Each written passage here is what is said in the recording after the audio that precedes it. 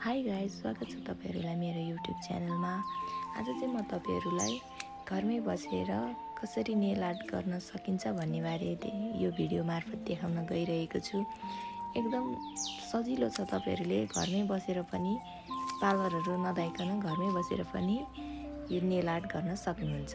यहाँ यो भिडियो भित्र चाहिँ हजुरहरुले 6 वटा तरिकाले नेल आर्ट कसरी गर्न सकिन्छ भन्ने बारे म देखाउन गइरहेको छु। कृपया मेरो भिडियो अन्तिमसम्म हेरिदिनु होला। नेल कलरहरु चाहिँ हजुरलाई जुन कलर आफूलाई मन पर्छ त्यही कलर अनुसार गर्न सक्नुहुन्छ। तपाईहरुलाई चाहिँ पार्लर जानु मन लागेको छैन, घरमै बसेर नेल आर्ट गर्न मन लागेको छ भने यो भिडियो तपाईहरुको लागि एकदम पर्फेक्ट भिडियो हो, जसबाट तपाईहरुले घरमै बसेर एकदम सजिलो तरिकाले आफ्नो घरमा भएको सामानहरु युज गरेर, जस्तै सेफ्टी पिन, हेयर क्लिप, सलेको काँटी इत्यादि कुराहरु युज गरेर तपाईहरुले एकदम सिम्पल र राम्रो देखिने नेल आर्ट गर्न सक्नुहुन्छ। तपाईहरुलाई यो नेल आर्ट गर्नलाई एकदम प्रो स्किल भएको हुनुपर्छ भन्ने पनि छैन। तपाईहरुले यतिकै पनि भिडियो हेरेर बनाउन सक्नुहुन्छ। अब त दशैं पनि आइरहेको छ। दशैंमा अब सबैले मलाई जहाँसम्म लाग्छ कुर्ता नै लाउनुहुन्छ, कुर्ता अथवा साडी।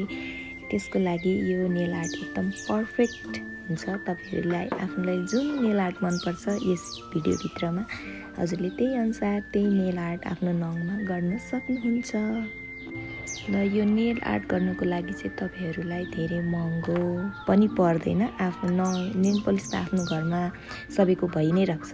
हेयर क्लिप भयो, सेफ्टी पिन भयो, अनि सलेको काँटी भयो, त्यो सबै आफ्नो घरमा प्रयोग हुने सामानहरु नै हो। यसबाट नि तपाईहरुले एकदमै राम्रो नेल आर्ट गर्न सक्नुहुन्छ। र तपाईहरुलाई यदि यो भिडियो मन परिरहेको छ भने प्लिज लाइक अनि कमेन्ट गर्न नबिर्सिनु होला। यो भिडियोमा केही तपाईहरुलाई त्यस्तो सल्लाह सुझाव केही दिनु छ भने पनि प्लिज कमेन्टमा लेखिदिनु होला। म तपाईहरु सबैको कमेन्ट हेरेर त्यसमा रिप्लाई गर्नेछु। राम्रो नराम्रो कस्तो लागेको छ प्लिज कमेन्ट गर्न चाहिँ नबिर्सिनु होला। र यस्तै नेल आर्टको बारेमा तपाईहरुलाई भिडियोहरु चाहिरहेको छ भने मेरो च्यानललाई प्लिज सब्स्क्राइब गर्न नबिर्सिनु होला। र मेरो च्यानलको नाम रहेको छ nail art 3322। Please like, comment अनि सब्स्क्राइब गर्न नबिर्सिनु होला। तपाईहरुको फिडब्याकले नै मलाई अझै यस्तै राम्रो भिडियो बनाउनमा एकदम प्रेरित गर्नेछ। मेरो यो भिडियोलाई अन्तिमसम्म हेरिदिनु भएकोमा हजुरहरुलाई धन्यवाद। Bye bye.